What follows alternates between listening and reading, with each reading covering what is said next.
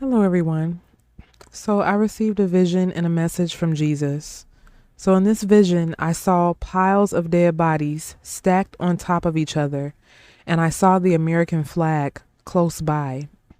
Jesus began, "My love, there will be a mass genocide that will hit America. Many will die in the next 2 years. This has been an occurrence that I have tried to avert, but it will happen. The enemy has a sinister plot that he is using the elites of the world to roll out. There must be a cleansing in this place. This is an urgent call to prayer. Pray for those who will die, that they will give their lives to me at the hour of their deaths. This is the only way to draw the majority of these souls to me. Men, women, and children will die in mass droves, and no one will be able to easily predict the cause of death." So I wanted to pause here and share that I had a brief vision where Jesus showed me autopsy reports that say the cause of death is unknown or undetermined. Jesus continued, "So many will die, and many will be premature deaths brought on by their decisions and me seeing how they will become in their futures. Many have avoided premature deaths through my mercy and through my will to give them more time to turn their lives around, and they have not taken advantage of that opportunity and grace period that I've given them. So now their time draws nigh. This is my last attempt to save them, and many others will be taken to soften the hearts of those I've been unable to penetrate for all of their lives. Pray for the salvation of these souls that will be taken before their appointed times. Pray fervently and deeply for them. Pray for their families, and that strength will be given to them to cope with the loss. I've said before that this is a season of grief and anguish, and we are still in that season.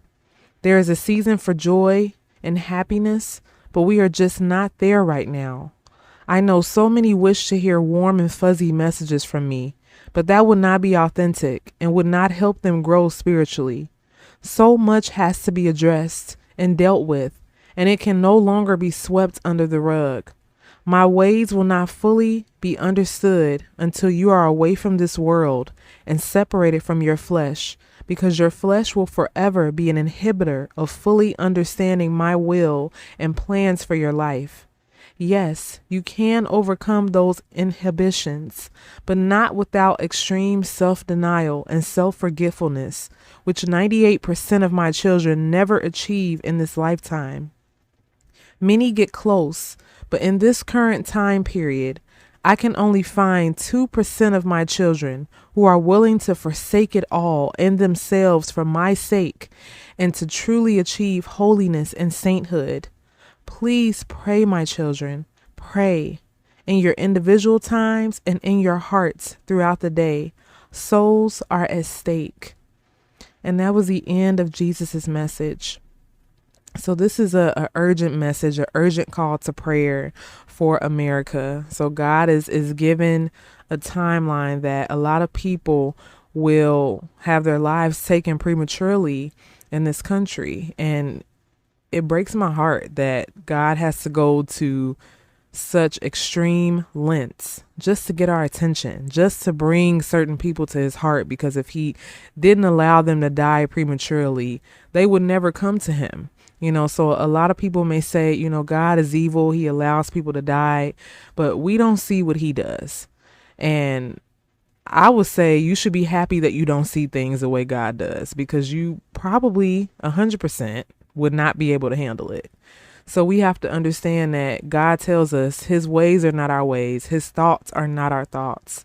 So if he allows something, even if it seems horrible to us, to our logic and our understanding, we have to understand that our understanding of things is very limited compared to God, who is almighty. He's powerful. He's a powerful deity that is extremely smart, extremely wise, extremely just, extremely merciful. All of these ways about him that we don't fully understand because we just don't have the capacity to fully understand.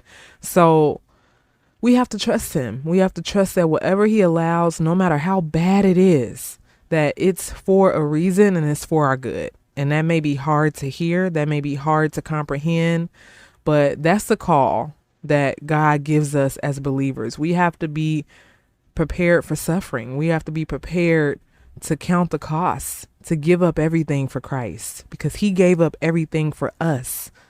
If he didn't, we wouldn't be here today. So I pray that we really take time out to think about this, to meditate, to seek God, to get more clarity and understanding, and ask him, how can you offer up more of yourself to him?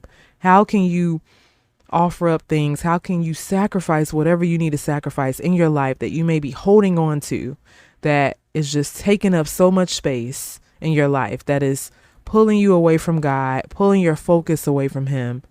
And how can you surrender that to him so you can fully become a part of his heart and you can know what it is that he wants you to know, so he doesn't have to withhold things from you, because you want to know these things. You want to know, even though they're bad.